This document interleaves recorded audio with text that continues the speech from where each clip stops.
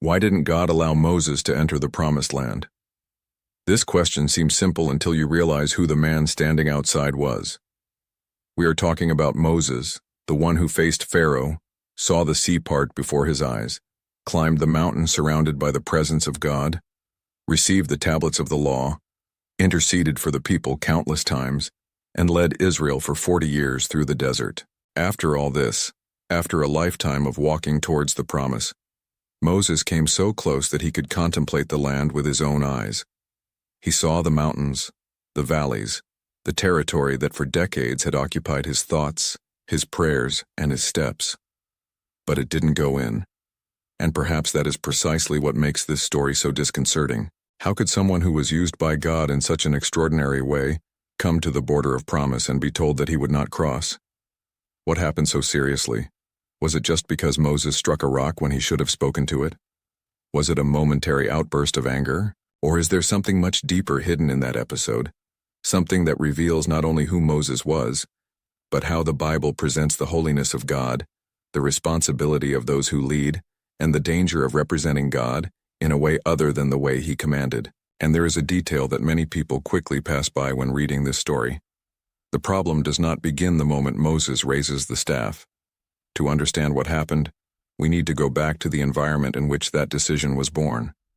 Israel was again in the desert. The people were tired. There was thirst. There was not enough water for the congregation. And as had happened before, the external crisis quickly turned into internal revolt. The people began to argue with Moses. They complained, accused, questioned why they had been taken to that place. It wasn't the first time. For decades, Moses had heard murmurings. He had endured accusations. He had been blamed for problems he had not created. I had seen people doubt God after impressive miracles. He had interceded for people who at other times had been ready to reject him. Imagine the emotional weight accumulated in 40 years like this. Perhaps it is easy to read the story while sitting comfortably and ask, how could Moses lose his temper? But try to imagine the scene for a few seconds. You give your life to a mission. He spends decades leading a crowd through difficult territory. He sees people rebel, complain, threaten to back down, question his leadership. And then, near the end of the journey, a new crisis occurs, and the same accusations reappear. There are times when the greatest danger does not arise from a great unexpected temptation, but from accumulated fatigue. There are people who resist a huge battle and fall when they face a small provocation, not because that provocation is greater, but because they carry within themselves the weight of all the previous ones. Moses and Aaron walked away from the crowd and went to the entrance to the tent of meeting. There, according to the account in Numbers 20, they prostrated themselves, and the glory of the Lord appeared. Until now, Moses did exactly what he had done so many times. Instead of responding immediately to the people, he went into the presence of God. And this is where the narrative becomes even more serious, because God gave a clear instruction. Moses should take the staff, gather the community, and speak to the rock before the people. God promised that water would come out of it. Note this carefully. God did not say that Moses should create water. Moses did not have the power of his own to perform that miracle. The rock would not respond to the prophet's physical strength. The water would come because God would make it come out. Moses' responsibility was to obey the instruction exactly, and through that obedience reveal to the people who God was. Moses took the staff, gathered the people. Until that moment, everything seemed to follow the order received. But then something changed. He looked at that crowd and said harsh words. "Hear now, rebels." And then he asked a question that seems small but carries enormous weight. "Shall we draw water from this rock for you? We will take it out." Not God will give water. Not the Lord will show his mercy again. Don't see what God will do. Moses and Aaron appear, at least in the way the sentence is presented, at the center of the action. And then Moses raises his hand and strikes the rock twice with his staff. Water comes out in abundance. This detail is extremely important. The miracle happened. Think about what this means. If you were there just observing the external result, you might conclude that everything was fine. The crowd was given water. The animals drank. The crisis is over. The rock responded. From the perspective of someone concerned only with results, Moses might even appear successful at that moment. But God saw something that the crowd may not have noticed. This is one of the most profound lessons of this passage. Not every apparent result means approval. In the Bible, God sometimes acts despite human failure, not because of it. The water came out because the people needed water, and because God continued to be faithful. The miracle did not transform Moses' disobedience into obedience, and it was precisely after the water gushed that God declared to Moses and Aaron that they would not lead that congregation into the promised land. The reason given by the text itself is revealing. They did not trust God enough to sanctify him before the Israelites. Here's the heart of the story. It's not just a stone hit. It is the way God was represented before the people. Moses was not just an angry man in the desert. He was the leader who spoke in the name of God. When Moses publicly acted as a mediator between God and Israel, his actions taught something about the character of that God. The responsibility was enormous. The greater the proximity, the greater the responsibility. The greater the spiritual authority, the greater the care required when representing the one who granted that authority. Maybe that's why the consequence seems so severe to our eyes. We look at an isolated action. God, within the logic of the biblical narrative, looks at the responsibility linked to Moses' role. And before we move forward, if you like understanding biblical accounts beyond a superficial reading, subscribe to the channel and activate the bell to receive the next videos. Because stories like this, when observed carefully, reveal details that often go unnoticed even by those who have read the Bible several times. There is another thing we need to understand. This was not the first time that Israel needed water in the desert. Decades earlier, in Exodus 17, a similar situation occurred. The people were thirsty and complained. On that occasion, God told Moses to strike the rock. He obeyed, hit her, and water came out. Perhaps you are already realizing why the story of Numbers 20 is so interesting. On the first occasion, God said, "Knock." In the second, God said, "Speak." The old method had worked. Moses had previous experience proving this. He knew that he had struck a rock in the past and water had come out. But now God had given a new instruction. And here comes a lesson that goes far beyond Moses.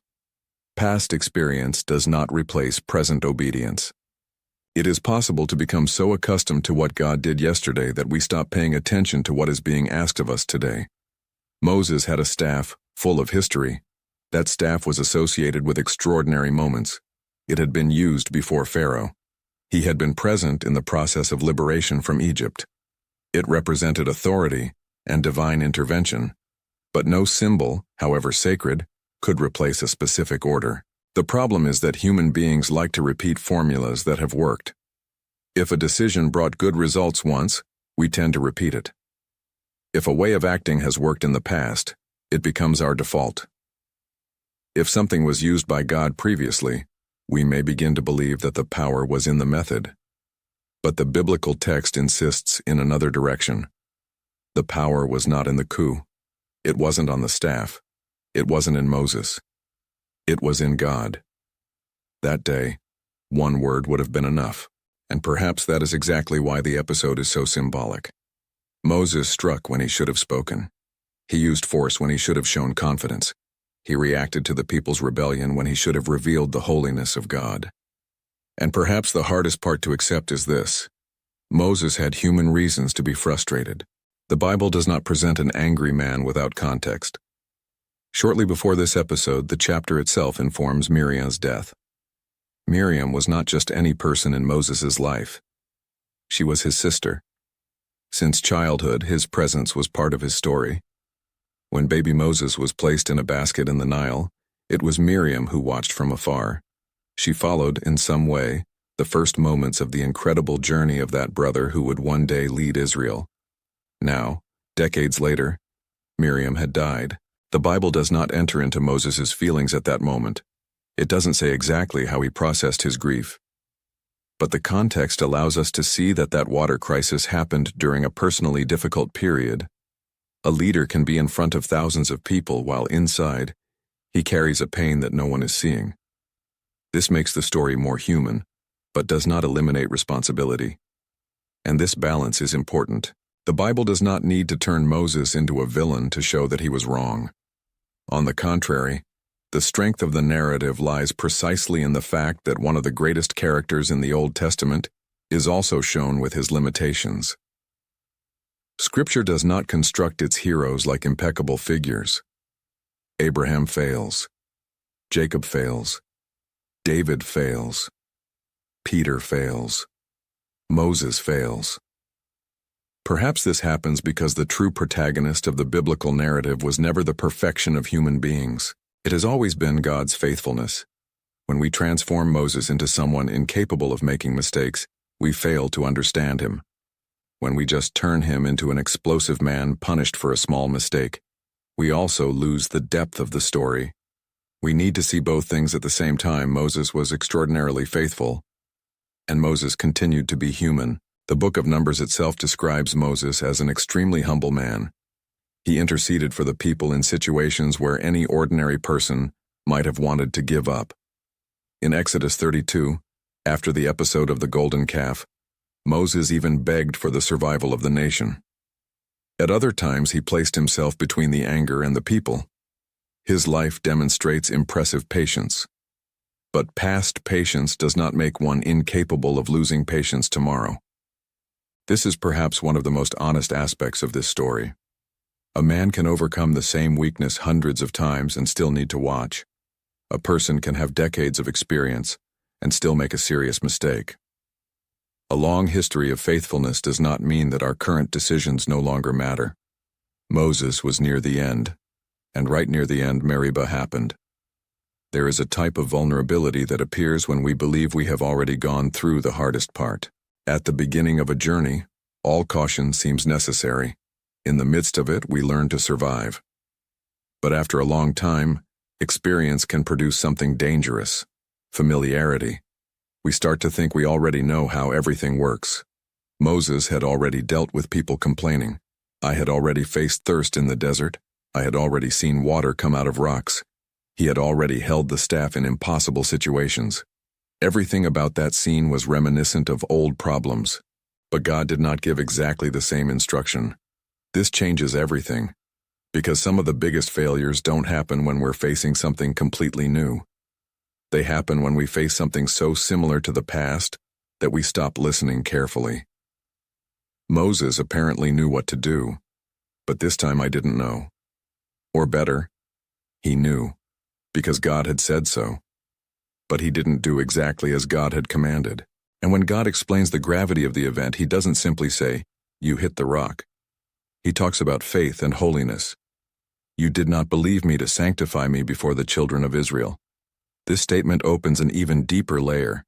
How could hitting a rock be linked to a lack of faith?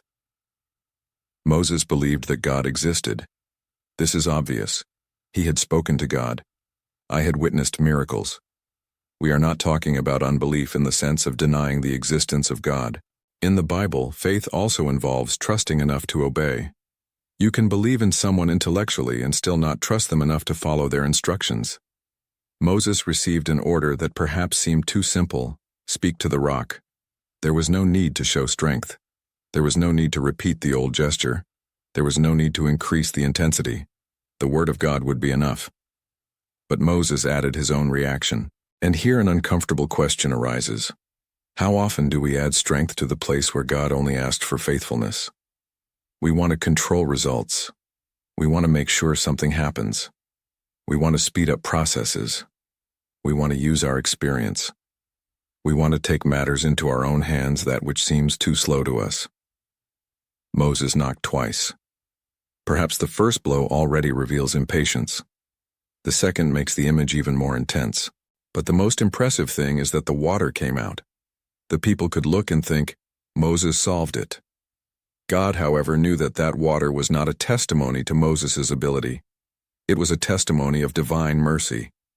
And this brings us to another point. God did not deny water to the people because of the leader's error. Despite Moses' disobedience, the congregation received what they needed. There is grace even within a scene of discipline. This is important because some people read the judgment on Moses and imagine only a God willing to punish. But look at the full story. The people were complaining again. The generation had a long history of resistance. Moses makes a mistake in the way he responds. Still, God makes water come out in abundance. The need is met. Mercy does not disappear, but mercy does not mean absence of consequence. In the biblical narrative, these two things coexist. God can continue to love someone and still correct that person. You can continue using someone and still set limits. You can forgive and still allow certain choices to leave consequences in history. This is difficult for us because we tend to think in extremes.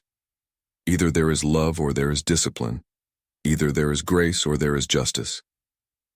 The Bible often presents both, and there is something even more surprising.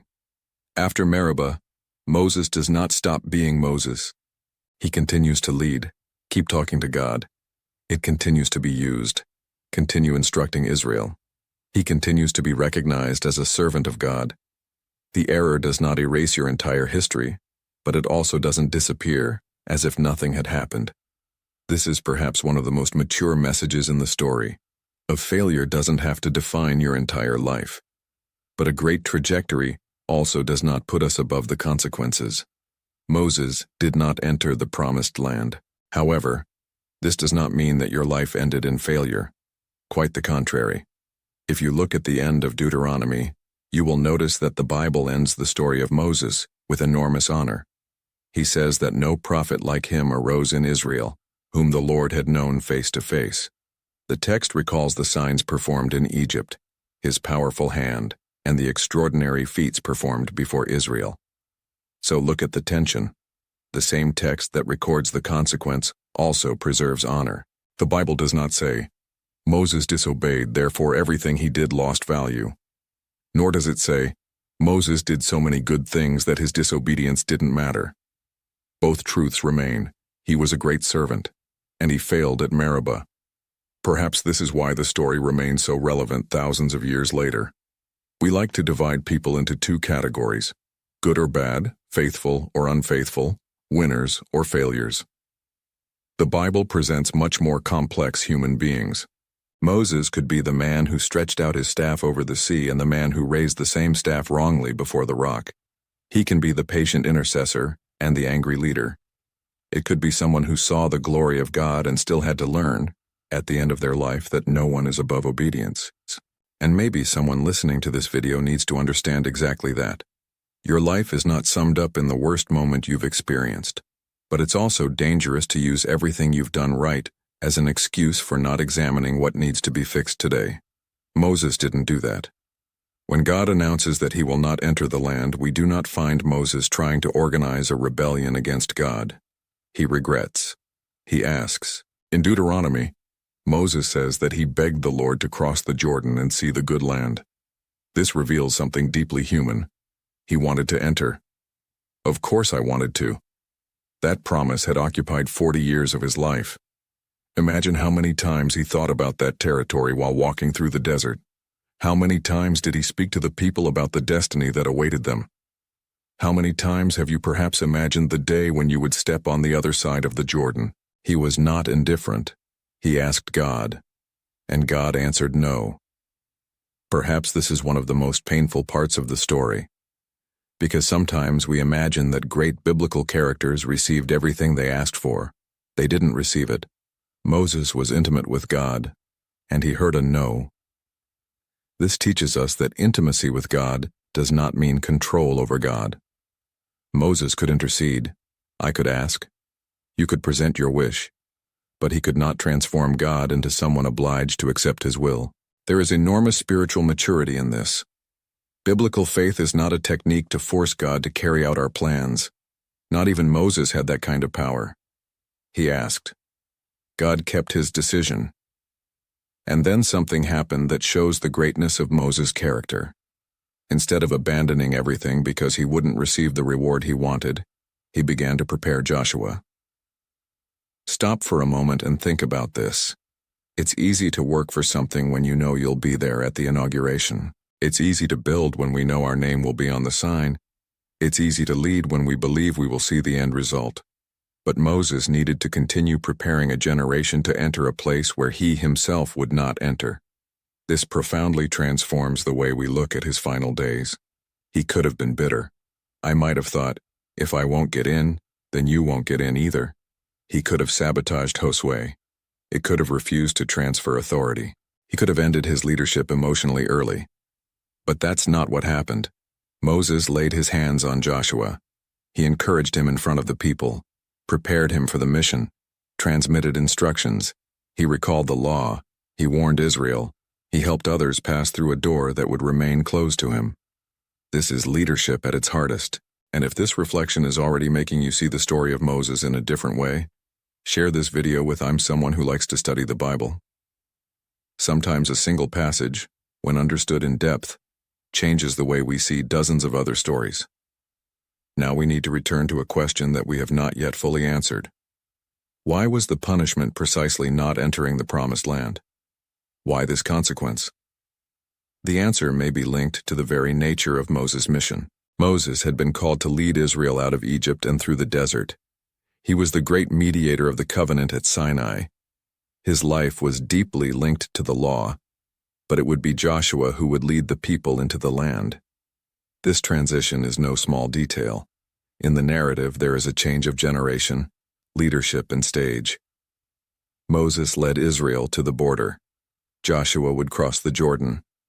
The story of Moses ends by looking at the promise. Joshua's story begins by entering it. This would be significant in itself, but the Christian tradition saw yet another symbolic layer in this transition. Moses, associated with the law, leads to a certain point.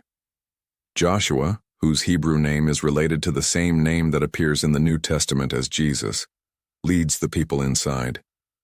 We do not need to force this reading to understand the original text, but it is interesting to see how the biblical tradition later connected Moses, law, promise, and fulfillment. Still, in the immediate context, the reason given is straightforward: Meribah. And Meribah means something like strife. The place was marked by the people's discussion and the episode in which God's holiness was manifested. Names in the Bible often function as memory. Whenever Israel heard of Meribah, there would be a story behind that name. A story about thirst, a story about complaint, a story about water, a story about a leader who lost control, and a story about a God who continued to provide for his people. It's curious how a single place can carry so many things at the same time. Maybe we all have our own Meribahs, not in the geographical sense, but as moments that become milestones in our memory. A conversation in which we talk more than we should. A decision made in anger. A moment in which we let tiredness decide for us. A moment when our reaction presented a version of ourselves that we wouldn't want others to see. The question is not just whether we will have moments like this. The question is what we will do after them. Moses could not go back in time and remove the blows from the rock. I couldn't undo the words. I couldn't recreate that morning. The past had become the past. But he could still decide how he would live the rest of his life. This distinction is essential. Sometimes we spend so much energy wanting to change an old decision that we fail to realize that there are still new decisions before us. Moses did not enter Canaan, but he could still prepare Joshua. He could still teach Israel. He could still bless the tribes. I could still climb the mountain. He could still finish his journey faithfully. A closed door did not mean that there was no longer any path. And there is a detail at the end of the story that is deeply moving. God tells Moses to climb Mount Nebo. From there, show him the land. He sees. Don't go in, but see. Why? If the decision was that Moses would not enter, God could simply end his life without allowing him to see the territory. But he leads him to the mountain. Show him Gilead, Dan, Naphtali, Ephraim, Manasseh, Judah, the valley of Jericho. It's almost as if Moses was given a bird's-eye view of what would come after him. There is pain in this scene, but there is also grace. Moses would not set foot on that land, but he would die knowing that the promise had not failed. Israel would enter. The story would continue. God would fulfill what he had sworn to the patriarchs. Perhaps one of the deepest forms of faith is accepting that some promises are greater than our personal participation in them. Moses was important, but the promise was greater than Moses. Joshua was important, but the promise was also greater than Joshua. Abraham had died centuries before. Isaac too. Jacob too. None of them saw the full fulfillment. The story of God spans generations. We like to imagine that we are the center of what God is doing, but the Bible constantly reminds us that we are part of something that began before us and will continue after us. Moses could look at Canaan and think, I should be there. And humanly, it's understandable. But maybe you could also look and realize that's not up to me. This is liberating and painful at the same time, because it means our contribution matters. But it also means that we are not indispensable. Moses, the great Moses, would die, and Israel would continue. God would raise up Joshua. The Jordan would be crossed. Jericho would fall. The tribes would receive their territories. The promise would move forward. No person, no matter how great, takes God's place in history. And perhaps now we can better understand why that phrase in front of the rock was so serious. Shall we draw water from this rock? The great danger of a long history of success is to begin, without realizing it, to confuse instrument with source. Moses was an instrument. God was source. The staff was an instrument. God was source. Leadership was an instrument. God was source. The rock was an instrument. God was source. When an instrument begins to occupy the center, God's holiness is obscured. And this explains why the episode cannot be reduced to Moses got angry. Anger was part of the problem. Disobedience was part of the problem. But the text points to something bigger. Moses failed to sanctify God before the people. Sanctifying in this context does not mean making God holy as if he needed that. It means recognizing him, treating him, and presenting him as a saint. Moses should have turned that crisis into a demonstration of God's faithfulness. The people had complained.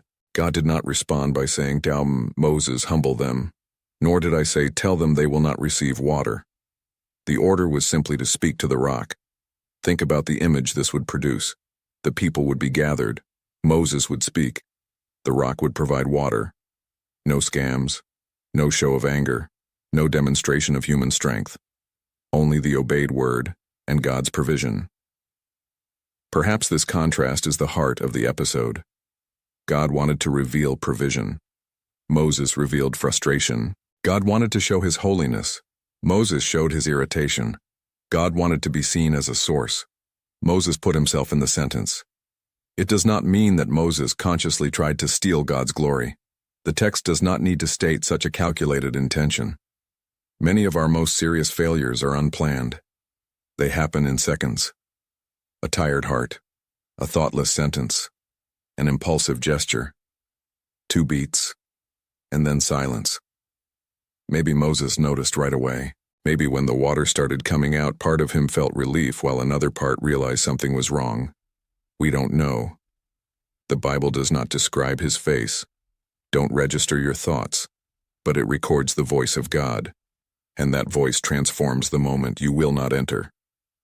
There are decisions that change one afternoon. Others change a decade. That changed the end of Moses' journey, and that is precisely why this story should not be read to produce irrational fear, as if God were waiting for a small failure to destroy all our dreams. This is not the picture of the text. Moses had an entire history with God after he failed and before he died. The relationship did not end in Meribah. The call was not deleted. Moses' dignity was not destroyed. But the consequence was real. It's a story about the seriousness of responsibility, especially from those who represent God to others. This principle appears several times in Scripture. The more someone influences other people, the greater the responsibility for what they teach and demonstrate. A word spoken by someone unknown can reach few people. One word spoken by a leader can shape the spiritual vision of a generation. Moses was not just living out his faith privately. Thousands watched. When he spoke, Israel listened. When he acted, Israel learned. And there is a huge difference between knowing God and representing God. Moses knew. But at that moment it incompletely represented what God wanted to show. Perhaps this explains why James, many centuries later, would warn that not many should desire to be teachers, because those who teach would receive stricter judgment. Spiritual influence is responsibility. This goes for preachers, valid for leaders. It applies to parents teaching children. It applies to anyone who says to another, "That's how God is." Because when we speak in God's name, we need to be careful not to put our anger into his voice. Moses called the people rebels, and the people really had a history of rebellion. But at that particular moment, God's instruction did not include that confrontation. This is uncomfortable because we can say true things in the wrong way, at the wrong time, and in the wrong spirit. A truth does not give us license to hurt. A correct position does not make any reaction correct. Moses may have been right to be tired of rebellion, but he was not authorized to change the order. This brings us to an even deeper question. Was Moses' real test in that scene the people, or was he himself? It's easy to think that the problem was the crowd's complaints, but the complaints only revealed what was happening inside the leader. Crises do that. They don't create everything. Often reveal. When a bottle is full and shaken, what is inside appears.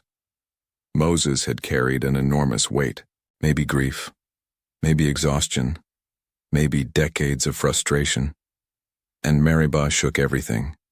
Therefore, one of the lessons hidden in this story is not just spiritual. It is deeply human. Even strong people need to recognize their limits. Even leaders need to rest. Even those who help everyone can be tired. Even those who seem emotionally stable can reach their limits. Moses was a man of God, but he continued to have human emotions. The problem wasn't feeling. The problem was allowing feeling to take the place of instruction. Perhaps you have already experienced something similar. Not a rock in the desert, obviously, but a situation where he knew what the best answer would be and still chose another. You knew you should stay silent, but he spoke. I knew I should wait, but he acted.